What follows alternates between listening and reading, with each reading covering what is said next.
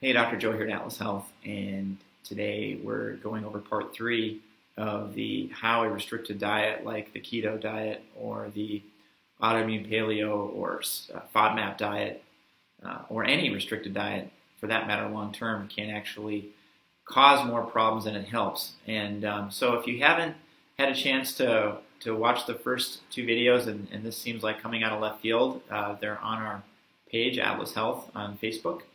And I'm just going to jump right into it. So last time we talked about some of the factors related to loss of oral tolerance, which is the key issue in food sensitivity, and how the common trap is to do a food sensitivity test and see foods that we're sensitive to. The worst thing that we could actually do in that scenario is avoid those foods and ignore the reason why those foods had a sensitivity to begin with. Okay, and today we're going to talk about one of the number one factors, and that is causing a loss of oral tolerance, and that would be related to poor stomach function.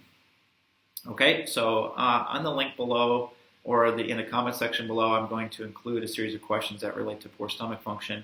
And so the key thing, the biggest thing that you want to look out for when you're, and I'm not recommending you to do a diet. I can't give you any medical advice because I haven't examined you, okay? But I can say that if you've decided that you're going to do a restricted diet, if you're working with another doctor, you're doing a restricted diet, and there's been no investigation into your digestion, and there's been no talk about, oral tolerance, be really careful, okay? But the big thing is if you start a new diet and you get heartburn right away, or if you already have heartburn and you go on this diet and it doesn't help your heartburn at all, or if it gets better for a while, like, man, I did the keto diet and I felt so much better, my bloating went away and my heartburn got better, and then after a few weeks of that it starts to come back, look out. That to me is a huge red flag, and it suggests that a person isn't breaking down their proteins, either plant protein, animal protein, wherever it's coming from. That amino acid sequence is still stuck together, not being broken down fully in the stomach, and it goes into the small intestine. And those white blood cells that live near the small intestine in what's called the gut-associated lymphatic tissue see those chunks of protein and they freak out. Okay, so look out for that. All right, the causes of low stomach acid production are numerous. Or the causes of stomach dysfunction are numerous. It could be related to a brain issue. It could be related to a thyroid issue. It could be related to a high cortisol or stress issue. It could be related to an infection in the stomach itself called H. pylori. Okay, it could be related to poor food combining. One thing is a lot of times people will mix starches and proteins together like a sandwich, or the classic meat and potatoes, or rice and beans. What happens is that sugar breaks down primarily in the mouth due to saliva and enzymes in the saliva, and then it goes into the stomach, and the protein breaks down in the stomach, but the sugar, the rice broken down into carbohydrates, will go down into the stomach, and it'll tell the acid-producing cells in the stomach to take a break, okay? And so then what happens is the food will ferment or putrefy in the stomach, and this is why a person will start to get bloated right after they eat, because literally they're starting to rot and gas is forming right away. They're getting incomplete protein breakdown. And so some of the symptoms associated with this are acid reflux if the cardiac sphincter pops open, but like bloating right after you eat, gas or burping immediately following a meal, bad breath. Those are some really common signs of low stomach acid production. And we talked about some things that a person can do nutritionally or dietarily to deal with that.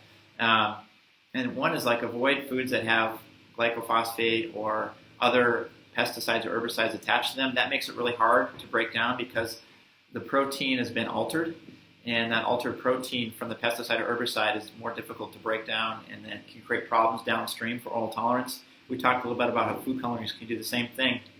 Another thing that people often do is they just eat in a rush, and so they don't chew enough, and so then they get these big chunks of food and the body can't break it down very easily. And then often people will drink too many liquids with meals.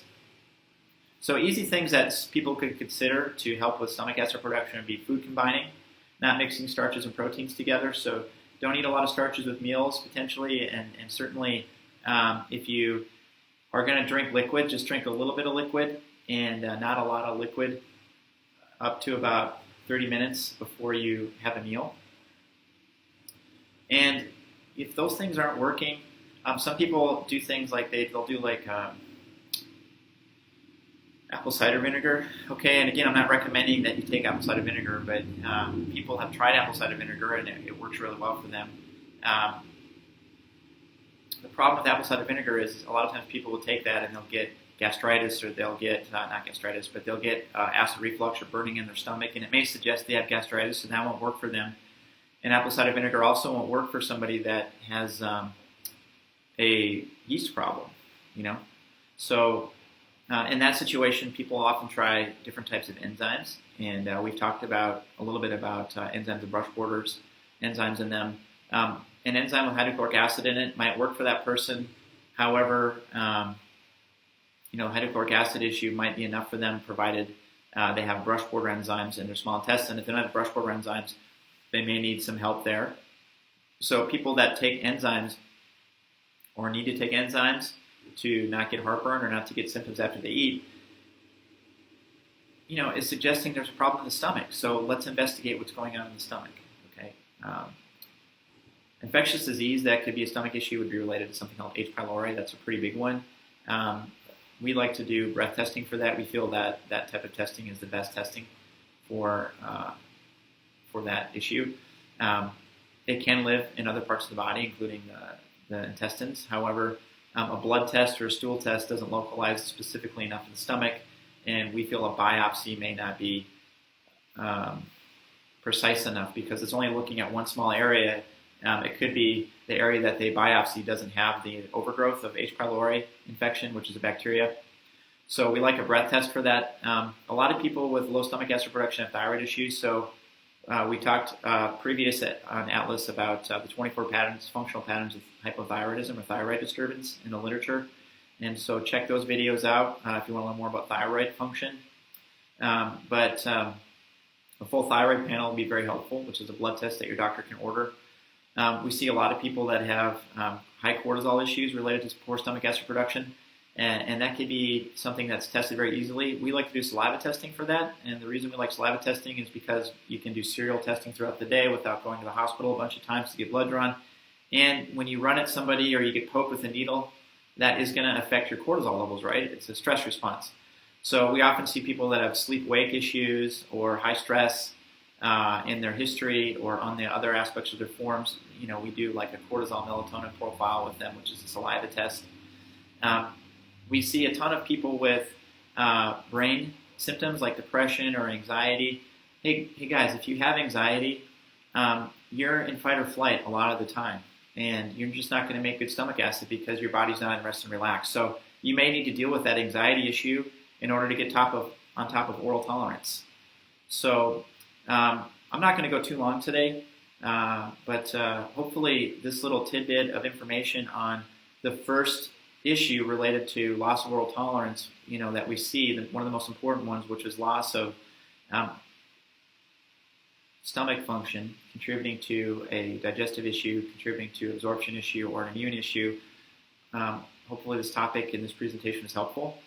And the next time we post a video, it's going to be on how we look more specifically at the thyroid and hormones and their relationship to loss of oral tolerance. So thank you for your time, and we look forward to a good discussion below, and we'll catch you next time.